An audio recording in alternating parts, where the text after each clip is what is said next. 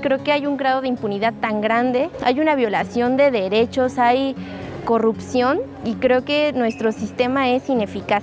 La gente no tiene fe en su sistema. Un sistema de carácter inquisitivo agotado, en el que se abusaba de la prisión preventiva, en la que se abusaba también del principio de presunción de culpabilidad. Se dejó a un lado el tema de las víctimas. Lo que menos importaba era resarcir a las víctimas. ¿Qué pasaba con su patrimonio, con su daño psicológico, con su daño personal o físico? El 92% de todos los delitos en México no son denunciados. Del 8% que sí son denunciados, no pasa nada cuando se presenta la denuncia, es decir, el Ministerio Público simplemente no hace nada, le toma la denuncia a la víctima y archiva el caso. No hay supervisión, no hay evaluación del trabajo de cada uno de los operadores, es decir, no se evalúa a la policía, no se evalúa a los peritos, no hay evaluación para los ministerios públicos, no existe evaluación para los jueces. Estábamos en realidad siendo juzgados no por los jueces, sino por el Ministerio Público. Y el Ministerio Público cometía muchas violaciones en el camino para lograr acreditar la responsabilidad, inclusive antes de que el juicio empezara, porque sabía que lo que él había actuado antes sería tomado en cuenta por el juez.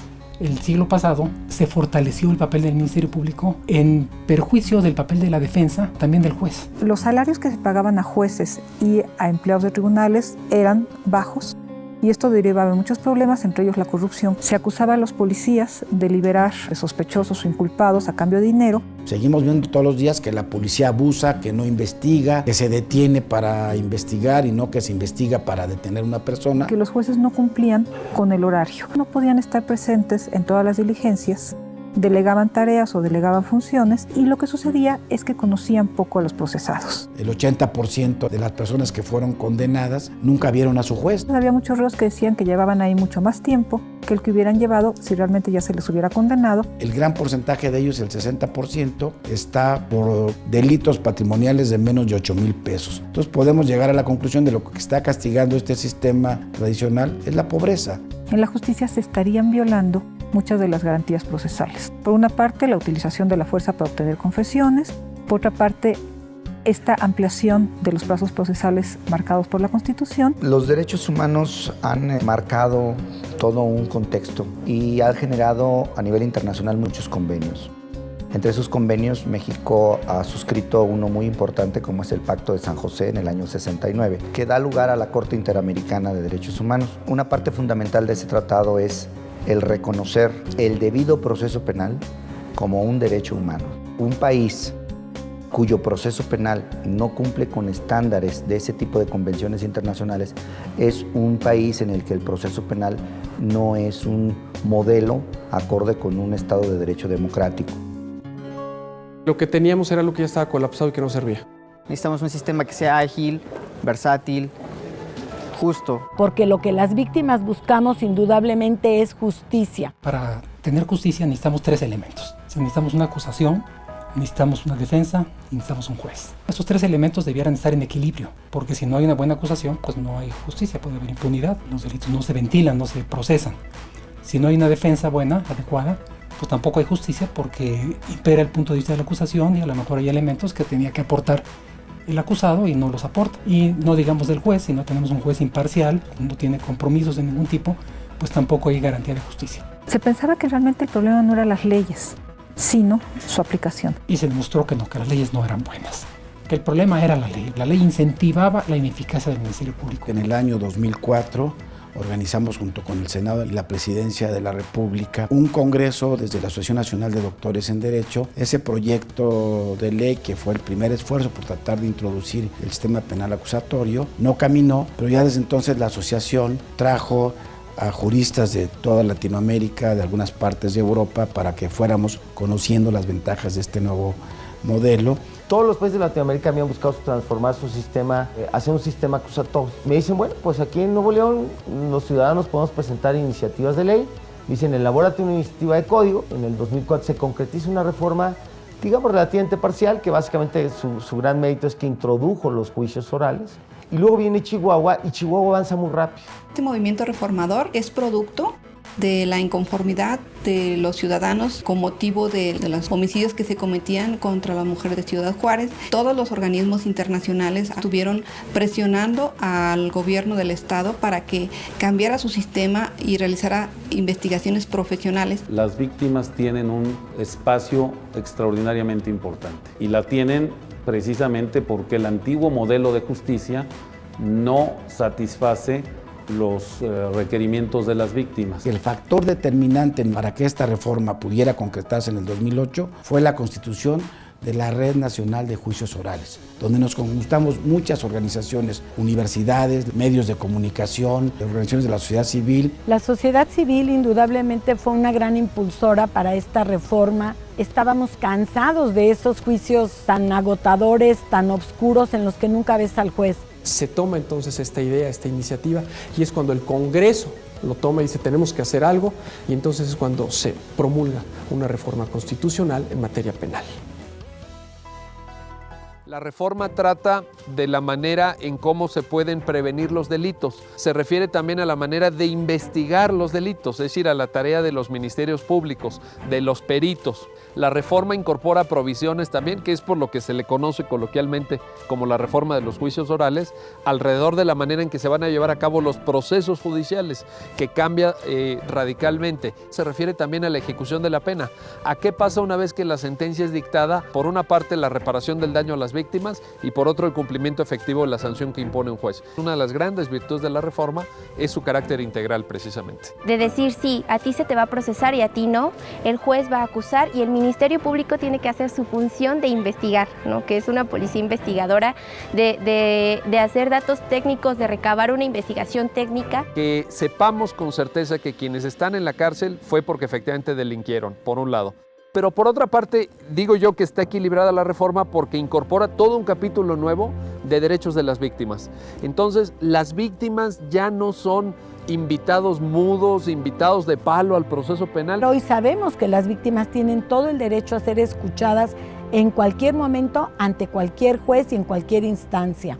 Tienen la obligación ahora los jueces de llamar como terceros perjudicados a las víctimas. Antes no lo teníamos. Y lo más importante, hoy de viva voz pueden ser escuchados y pueden ser atendidas sus demandas. Y las víctimas tienen derecho a la justicia y tienen derecho a la verdad. Lo ha dicho la Corte Europea y la Corte Interamericana de Derechos Humanos. Lo que pretende el sistema es que la sociedad, cuando se vea involucrada en un conflicto de tipo penal, tenga diferentes alternativas. Una de ellas, la negociación, la mediación, resolviendo problemas de manera anticipada. Y otra, de ser el caso, ante los jueces, pues de manera abierta a la sociedad. Las omisiones y las negligencias que se presentan en el sistema inquisitivo, el sistema acusatorio las resuelve de manera clara y contundente, porque la publicidad de los actos procesales, de los actos que realiza cada uno de los que participan en el sistema, el defensor, el Ministerio Público, el policía, el juez, todos estos actos van a ser públicos. Que la gente escuche, vea las audiencias, vea de qué se acusa a una persona y cómo se desarrolla su proceso, que no haya una desventaja entre acusado y acusador, tratar de buscar un equilibrio, tener al juez presente. Esto nos habla de transparencia, de mediación, de cercanía y sobre todo de un cambio de cultura. Creo que este es el sistema que se merece México. Que el sistema acusatorio bien llevado es un sistema muchísimo mejor del que tenemos y con un sistema de estos podremos abatir la impunidad, que es lo que nos tiene verdaderamente desgastados a todos los ciudadanos. Creo que no es algo de la noche a la mañana, se tiene que trabajar. Es transformar un sistema que lleva siglos funcionando de una manera. Tenemos un límite constitucional que es hasta el 2016 para implementar este nuevo sistema de justicia. ¿Cómo vamos a llegar allá? Es un reto. Porque esto es como una orquesta. Todas las piezas necesitan estar bien sintonizadas. Si falla la defensa pública, el sistema truena. Si falla los servicios periciales, el sistema se colapsa. Si falla la policía, el sistema sucumbe. Si falla el sistema de ejecución penal, ¿de qué nos sirve que funcione bien el sistema de impartición de justicia. Seguimos teniendo una cultura bien inquisitiva. Cuando alguien nos los presentan como culpables, seguimos todos presumiendo que son culpables. También la sociedad tendremos que cambiar mucho cómo percibimos el sistema y qué exigimos de un sistema de justicia penal. Nos queda la sociedad civil por hacer, presionar a todos los gobiernos de los estados, de todas las entidades federativas. Que nosotros también respetemos toda la normatividad y todas las reglas de urbanidad, porque en esa medida podremos llegar más fácilmente a acuerdos o a negociaciones abreviadas, ¿no? No basta que los derechos de las víctimas estén en el Código ni en la Constitución. Las víctimas saben que tienen que tomar los lugares públicos para lograr los procesos de equilibrio. Y están en la plaza y llegaron para quedarse. El gran reto son los jóvenes para que esto trascienda y permanezca. La otra parte es esta unión entre sociedad y autoridad por un bien común. Un gran ejemplo de esto ha sido el trabajo que se ha llevado en el Código Nacional, impulsado por la sociedad civil, pero después fue tomado en una discusión por el Senado, por la Procuraduría, por la CETEC, por diputados, por autoridades, y juntos, con muchas otras organizaciones sociales, académicos y especialistas, pudimos llegar a una gran discusión. Por primera vez en la historia de este país, en una materia, tenemos un código nacional, un código único. Este es un gran avance, que podamos tener las mismas reglas procesales para que los juicios penales locales y federales en todo el país sean únicamente bajo una metodología. Este código precisamente es el gran acelerador para que se pueda ir implementando el nuevo sistema de justicia penal acusatorio. Pero viene lo más complicado, que es cómo logramos que eso que dice el código, ese espíritu del código, esa transformación, se lleve al día a día. Las buenas prácticas en otras partes del país, las buenas prácticas a nivel mundial, a nivel Latinoamérica, y nuestra experiencia, nuestros estudios, nuestros análisis nos dicen que hay que hacer esto, que la capacitación tiene que ser de esta forma, que la policía hay que cambiarla de esta manera. Que haya escuelas y preparación profesional para los policías de investigación y ministeriales que van a ser la base y el sustento fundamental de la reforma penal del sistema acusatorio. El desafío de las instituciones policiales, de las instituciones de procuración de justicia y de las instituciones de administración de justicia es realmente la capacitación, la preparación de todos sus integrantes, pero también la difusión de este nuevo sistema de justicia penal a todos los ciudadanos. Los que tengamos oportunidad de divulgarla para poder hacer del conocimiento público cuáles son las ventajas de este nuevo sistema penal acusatorio. Desde el 2008 que tuvimos ya la reforma constitucional, dijimos el código, porque si no hay código, no va a salir a tiempo la implementación. Ya hay código, ya no hay pretexto para que nadie se quede rezagado.